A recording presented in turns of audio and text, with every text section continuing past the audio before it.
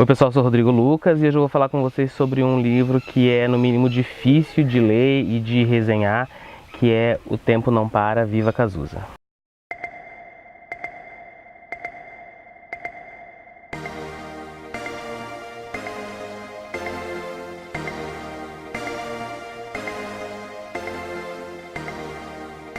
Bom, eu não sei se eu vou conseguir fazer a resenha que esse livro merece, né? Mas enfim, vou tentar. Em primeiro lugar, eu quero esclarecer que eu não sou conhecedor da carreira do Cazuza, eu não conheço profundamente a carreira dele, eu sei assim de fato que a maioria dos brasileiros conhecem. As músicas dele eu conheço de ouvir, né, em TV, etc. Não tenho o costume de ouvir as músicas dele, mas enfim. Fiquei interessado pelo livro e fui conferir do que se tratava. Esse livro aqui é um depoimento da mãe do Cazuza, a Lucinha Araújo, que já tem alguns livros onde ela fala detalhadamente sobre a relação dela com o Cazuza, mas esse livro aqui ela vai tratar especificamente do luto dela, como ela conseguiu enfrentar esse luto e transformar numa energia criadora para construir, né, e organizar e fazer funcionar a ONG Viva Cazuza, que abriga crianças com HIV. O livro ele vai se iniciar, né, já com ela relatando como que foi a dor da perda. Em um determinado ponto do livro ela vai falar que não existe esse negócio de que o tempo melhora, que o tempo amortece, que isso daí não existe. Na verdade, a dor sempre continua a mesma, a única coisa que acontece é que você aprende a conviver com ela. É uma dor que vai ficar ali presente eternamente, dia a dia, só que você aprende a viver apesar da dor. E foi essa dor que impulsionou ela a fazer alguma coisa. Ela precisava de alguma missão, de alguma tarefa, né, para preencher os dias dela, para fazer com que essa dor não impedisse ela de viver. E aí ela começou a se envolver, ela já estava envolvida, né, antes do Cazuza morrer, com campanhas de prevenção e de conscientização sobre o HIV e AIDS.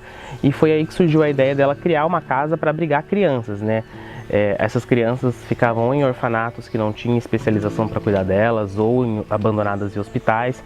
Então surgiu a ideia dela criar uma casa onde ela fosse cuidar especificamente de crianças HIV positivo. E o foco principal dessa casa, né, da ideia dela, não era só oferecer tratamento médico, psicológico para essas crianças, e sim oferecer uma base, uma estrutura humana e afetiva para essas crianças que necessitavam tanto. A partir desse momento o livro começa a contar todo o processo difícil que ela teve, né, cheio de burocracia para construir essa ONG.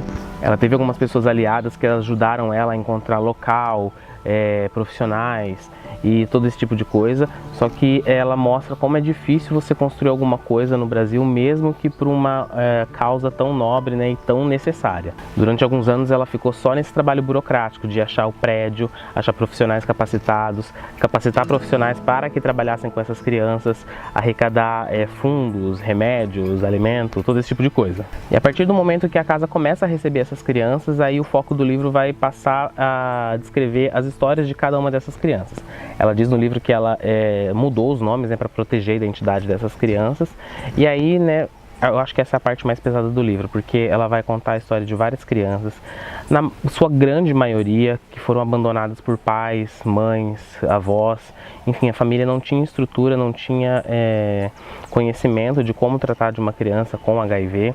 E aí ela vai descrevendo, né, histórias comoventes, na sua maioria muito tristes, sobre essas crianças, como eles receberam essas crianças na casa, como foi feito o tratamento, acompanhamento psicológico, a grande melhora que a maioria dessas crianças teve a partir do momento que elas tiveram o tratamento específico para elas, e não só o tratamento, mas um tratamento com carinho, com afetividade, com respeito pelo ser humano. Como essa casa surgiu no início dos anos 90, né, durante os anos 90 o tratamento de HIV ainda era muito escasso, as pesquisas estavam engatinhando ainda, então é claro que teve muitas perdas nessa casa, né, no Viva Cazuza.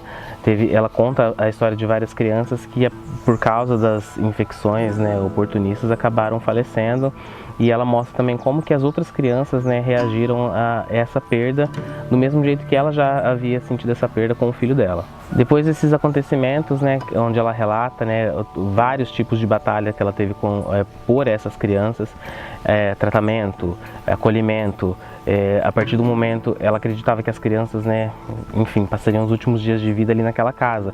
Só que as crianças, né, foram crescendo, chegando em idade escolar, e ela precisava direcionar essas crianças para a escola.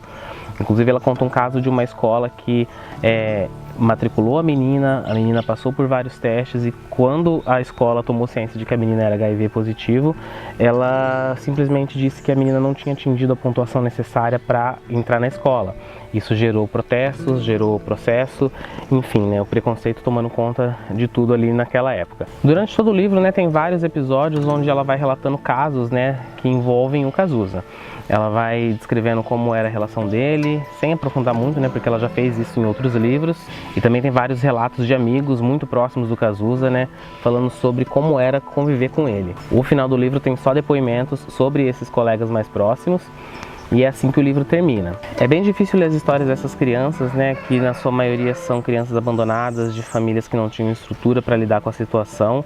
Em determinado ponto do livro, a Lucinha percebe que se essas crianças não tivessem HIV, não tivessem sido recebidas pela casa, Viva Cazuza, talvez elas estivessem numa situação bem pior. Esse livro ele funciona muito bem como um recorte ali do período dos anos 90, em se tratando do cenário, né, de HIV e AIDS. Quando você faz pesquisas, né, e vê filmes sobre o assunto, a gente percebe que nos Estados Unidos a doença surgiu no início dos anos 80 e como principalmente no início só afetava a comunidade gay, os órgãos competentes, né, não estavam nem aí, eles preferiam que morresse mesmo. Só foi a partir do momento que vários casos começaram a aparecer nas pessoas hétero também, que eles tomaram alguma atitude e começaram a pesquisa, tratamento, etc. Aqui no Brasil aconteceu uma coisa diferente, principalmente pelo Cazuza, né, que era uma figura pública, uma figura que tinha tanta influência ali na população jovem. Por ele ter falado de maneira tão aberta, a conscientização, o conhecimento foi se espalhando muito rapidamente. Então o Brasil ele se tornou um dos modelos a serem seguidos no mundo inteiro, quando se trata, né, sobre tratamento e combate do HIV e AIDS. Atualmente, qualquer pessoa que tem o HIV, ela pode viver uma vida tão normal quanto qualquer outra pessoa. O tratamento é garantido pelo SUS, lembrando que isso é uma questão de saúde pública e também é uma maneira de prevenir, né, o tratamento é uma maneira de prevenção. Só que, contudo, o debate sobre HIV e AIDS ele precisa ser estimulado. Hoje em dia, principalmente nas escolas, na educação sexual, tudo é questionado e é passado de uma forma muito mecânica. Você aprende toda a parte biológica, né, científica da educação sexual, só que você não aprende a parte social. Então, né, hoje em dia não se discute sobre sexualidade e educação sexual de uma forma adequada.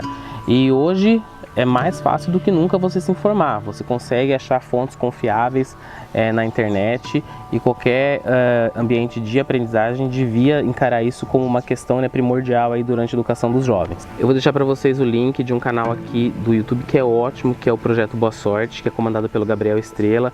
Ele é um jovem que vive com HIV e ele tem uma vida extremamente normal e ele tem vários vídeos que são muito importantes, que trazem informações valiosíssimas sobre desmistificação, como você combater o estigma, né, das pessoas que vivem com HIV, prevenção, formas de tratamento, enfim, tem muita informação lá que vale muito a pena. Ele é super bem humorado, os vídeos são uma delícia de assistir e, além de tudo, você sai muito bem informado dali. Enfim, gente, esse livro aqui não é um livro que é muito fácil de ser digerido. Tem algumas pessoas que vão se deixar abalar muito por esse livro, mas eu recomendo que você procure ler porque faz parte da história do Brasil, faz parte da história aí, da comunidade artística, né, representada pelo Cazuza. E é imprescindível que hoje em dia você se informe, se cuide e, né, busque aí ferramentas para não só beneficiar você, mas todos que estão à sua volta. E é isso, pessoal. Você gostou do vídeo? Curta, se inscreva no canal para não perder os outros vídeos que vão vir nas próximas resenhas.